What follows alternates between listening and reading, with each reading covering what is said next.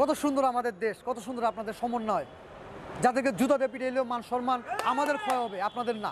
উপদেষ্টা মহোদয় বললেন যে ফ্যাসিবাদকে দোসর ফ্যাসিবাদ আওয়ামী লীগকে রাজনীতি করতে দেওয়া হবে না কথাটাই তো ফ্যাসিবাদ। তারা যেটা করেছে, হুমকি ধমকি, আজকে অমুককে কবর দেওয়া হবে, কালকে অমুককে দেশ ছাড়া করা হবে, জিয়াবাদ মুজিববাদ। এখনো তারা ভয় পাচ্ছে যে মাঠে হয়তো বা আওয়ামী লীগের ভোট আছে। এই সংবিধানকে সম্পূর্ণ ছুঁড়ে ফেলে দেওয়ার পিছনে আমি মনে করি ৭১কে মুছে ফেলার একটা চেষ্টাও এর মধ্যে আছে। অথবা নির্বাচনে সংসদের মাধ্যমেই জনমত প্রতিফলিত হবে। যেহেতু এখন সংসদ নাই, সেহেতু রাজনৈতিক দলগুলোই জনগণের প্রতিনিধি, এবং রাজনৈতিক দলগুলোর সাথে কথা বললেই সেটা জনগণের মতামত প্রতিফলিত হবে। সেখানে ছাত্ররা নতুন একটি দল করতে পারে, সেই দলটি করলে সে দলটিও জনমতের একটি অংশের দাবিদার হবে। দল না করে নির্দলীয় থেকে রাজনীতি করার যে আকাঙ্ক্ষা বা যে সুবিধাজনক অবস্থান, অথবা সরকারের সাথে লিয়াজো রেখে বা সরকারের মধ্যে থেকে দল করা বা দল না করে রাজনীতি করার সুবিধা, এটি ছাত্রদেরকে আমি মনে করি কিছুটা অপরচুনিস্ট এবং কিছুটা কলঙ্কিত করে ফেলছে। তারা আন্দোলন করেছে, রক্ত দিয়েছে, তারা দল করলে দল করতে পারতো, বিদ্যমান দলগুলোর মধ্যে নিজের অবস্থান নিতে পারতো, অথবা নিজের আদর্শটাকে স্পষ্ট করে সেই আদর্শে তারা আগাতে পারতো। তারা যেটা করেছে, হুমকি ধমকি, আজকে অমুককে কবর দেওয়া হবে, কালকে অমুককে দেশ ছাড়া করা হবে, জিয়াবাদ মুজিববাদ। জিয়াবাদ মুজিববাদের দেশ চলবে না। তার দেশ কি বাদে চলবে? এরশাদ বাদে চলতে পারে, এরশাদ বাদ তারা স্পষ্ট করে বলেনি। পালন বাদে চলতে পারে, পালন বাদের কথা বলে। এগুলো তো আসলে ফিলোসফিক আলোচনায় খুব ভালো লাগে। আপনি যখন চায়ের কাপ নিয়ে এই আলোচনাগুলো করবেন, জ্ঞানমুগ্ধ হয়ে মনোমুগ্ধ ভাবে এই আলোচনাগুলো অনেকে শুনবে। যখন আপনি রাষ্ট্র চালাবেন, তখন এগুলো one of the few theories থাকতে পারে যেটার বাস্তবিক প্রয়োগ করা খুব কঠিন। এখন আজকে সম্মানিত উপদেষ্টা মহোদয় বললেন যে ফ্যাসিবাদকে দোসর ফ্যাসিবাদ আওয়ামী লীগকে রাজনীতি করতে দেওয়া হবে না কথাটাই তো ফ্যাসিবাদ। এই হবে না কথাটা বলাটাই ফ্যাসিবাদের ধারক বাহক রিফ্লেকশন, আনডাউটেডলি। এবং হতে পারে সেই জার্মানিতে মুসলিম পার্টি নাই না করে দেওয়া হয়েছে, নাৎসিজম বাদ না করে দেওয়া হয়েছে, ইটালিতে ফ্যাসিজম বাতিল করে, এরপরে কিন্তু গত 50 বছরে কোনো পার্টি বাতিলের নজির নাই। এখন এই পার্টি বাতিল করার মূল উদ্দেশ্য কি? এখনো তারা ভয় পাচ্ছে যে মাঠে হয়তো বা আওয়ামী লীগের ভোটার আছে, এই ভোটাররা ডাইমেনশন তৈরি করতে পারবে। সেটা অবশ্যই আওয়ামী লীগ ক্ষমতায় আসবে এমনটা আমি নিজে কখনো বিশ্বাস করি না। তবে ভোটে একটা রোল প্লে করবে, সেই রোলটা প্লে করতে দিচ্ছে না ছাত্ররা, অথবা সেই রোলের থেকে বড় কোনো ভূমিকায় নিজেরা অবতীর্ণ হতে পারছে না।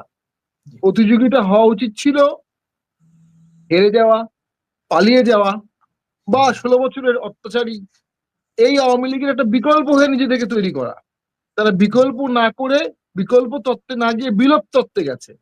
যেহেতু রাষ্ট্র ক্ষমতায় তাদের প্রভাব আছে, তারা বিলোপ তত্ত্বে গিয়ে আওয়ামী লীগকে এনিলেট করার চেষ্টা করছে, যেটা সংবিধান সম্মত না, যেটা আইনসম্মত না, যেটা নির্বাচন কমিশনের নিবন্ধিত দল। নির্বাচন কমিশনের নিবন্ধিত একটি দলকে আপনি বলতে পারেন না নির্বাচনে অংশগ্রহণ করতে পারবে না। সে যদি না চায় না করতে পারে।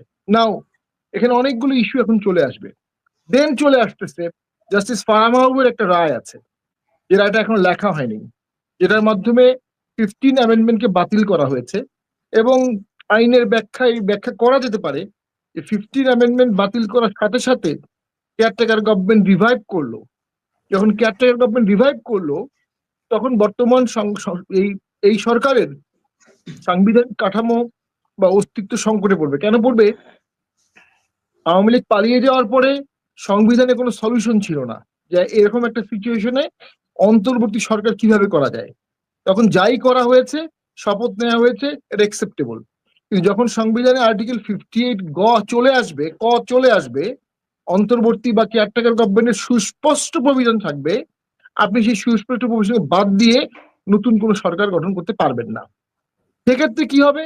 সেক্ষেত্রে এই যে গণপরিষদের আকাঙ্ক্ষা, গণবিপ্লবের সরকার, তখন ওই কোশ্চেন গুলো আসবে। গণপরিষদ তো আসলে তখন লাগবে, আপনি কখন গণপরিষদ করা হয়, অথবা লস কন্টিনিউশন অর্ডার করা হয়, অথবা কনস্টিটিউশন ফ্রেমওয়ার্ক করা হয়, যখন একটি নতুন দেশ জন্ম নিয়েছে বা নতুন জাতিসত্তা জন্ম নিয়েছে, একটি ভোট করতে হবে, কিন্তু এখনো সংবিধান নাই। তাহলে সেক্ষেত্রে আগে গণপরিষদ করে সংবিধান করা হয়, করে সেই সংবিধানের আলোকে তারপরে গিয়ে একটি ভোট করা হয়, যেটি 72, 73, 74 হয়েছিল, 72, 73 হয়েছিল। ইন্ডিয়াতেও তাই হয়েছিল। ইন্ডিয়াতে তো গণপরিষদ করা হয় 45 সালে, সেই ইন্ডিয়া স্বাধীন হয় 47 সালে, 48 সালে, ভোট হয় 51 সালে। কিন্তু সংবিধান গণপরিষদ বা সংবিধান ড্রাফটিং কমিটি আগেই করা হয়েছিল। এখন বাংলাদেশে যদি গণপরিষদ করা হয়, এটির একটি উদ্দেশ্য হতে পারে, এক, it is a attempt to prolong the present সিস্টেমকে কোনো না কোনো ভাবে। দুই, ইলেকশনকে বাইপাস করা। তিন, সম্পূর্ণ সাংবিধানিক কাঠামোকে ছুঁড়ে ফেলে দেয়া। এটা কিন্তু কখনো করা যায় না। একটা সংবিধান থাকা অবস্থায় সেটাকে সম্পূর্ণ ছুঁড়ে ফেলে দেওয়ার নজির কিন্তু একদমই নাই। এবং ওয়ার্কেবল সংবিধান, কিছু প্রভিশন বাদ দিলে, 15 অ্যামেন্ডমেন্ট বাদ দিলে বাকি প্রভিশন গুলো ভেরি মাচ ওয়ার্কেবল। এবং আজকেও তো জামাতের আমির আজকে একটা বক্তব্যে বললেন যে সংবিধানে তো সবাইকে সমান অধিকার দেওয়া হয়েছে। উনিও কিন্তু সংবিধান রেফার করে আজকে বক্তব্য দিয়েছেন উত্তরবঙ্গে যেখানে গেছেন। এই সংবিধানকে সম্পূর্ণ ছুঁড়ে ফেলে দেওয়ার পিছনে আমি মনে করি 71কে মুছে ফেলার একটা চেষ্টাও এর মধ্যে আছে। অনেকেই জেনে না বুঝে ব্যাপারটা বুঝছে না। যদি 71কে বা 72 সংবিধানকে ছুঁড়ে ফেলা হয়, তাহলে তার মাধ্যমে 71-এর চেতনাকেও কিছু অংশ ছুঁড়ে ফেলে দেওয়া হবে। এইটা অনেকে রিরাইট করতে যাচ্ছে। যারা গণপরিষদের কথা বলছে বা যারা নতুন সংবিধানের কথা বলছে, তাদের একটা অংশ কিন্তু আমি মনে করি কনসিকুয়েন্স না বুঝে বলছে, আরেকটা অংশ সংবিধানকে, ইতিহাসকে রিরাইট করতে যাচ্ছে। আওয়ামী লীগ আর বাংলাদেশের ইতিহাসটা এক না। আওয়ামী লীগ আর মুক্তিযুদ্ধের ইতিহাসটা এক না। আওয়ামী লীগের পরাজয় মানে তো মুক্তিযোদ্ধার পরাজয় না। আওয়ামী লীগের পালিয়ে যাওয়া মানে মুক্তিযোদ্ধার পালিয়ে যাওয়া না। আওয়ামী লীগের চলে যাওয়া মানে 71-এর চলে যাওয়া না। এই বিষয়গুলোকে যদি আমরা সুস্পষ্টভাবে আলাদা করতে না পারি, তাহলে আমরা কিসের বৈষম্যহীন সরকার গড়ব, বৈষম্যহীন দেশ গড়ব, কি দেশ গড়ব?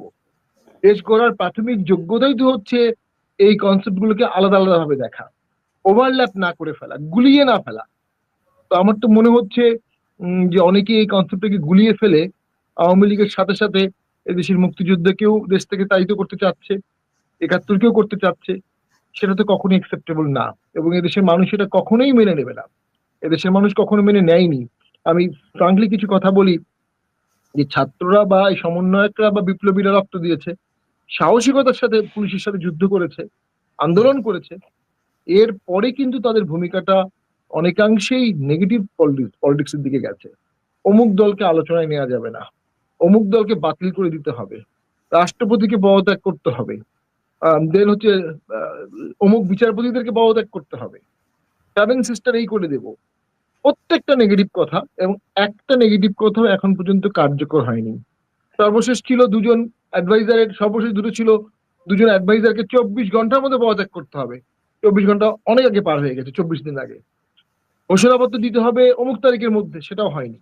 লাস্টে একটা অ্যারেঞ্জমেন্ট হয়েছে, যখন চিফ অ্যাডভাইজার ডাকলেন ঘোষণাপত্রের বিষয়ে, আমরা দেখলাম মাননীয় চিফ অ্যাডভাইজারের প্রথম মিটিং এ যে পরিমাণ লোক হয়েছিল, যে পরিমাণ দল অংশগ্রহণ করেছিল, তার অর্ধেক এই মিটিং এ অংশগ্রহণ করেছে। অর্ধেক তাদের বলের মধ্যে থেকে এই ঘোষণাপত্রের ব্যাপারে দ্বিমত জানাচ্ছে সুস্পষ্ট ভাবে। তো সেই ক্ষেত্রে আমি মনে করি যে দ্রুত আন্দোলনকারী যা ছিল তারা তাদের প্ল্যাটফর্ম হারাচ্ছে। তার সাথে যুক্ত হচ্ছে ইনফ্লেশন, নো ডাউট, ইনসারমাউন্টেবল ইনফ্লেশন হু করে বাড়ছে।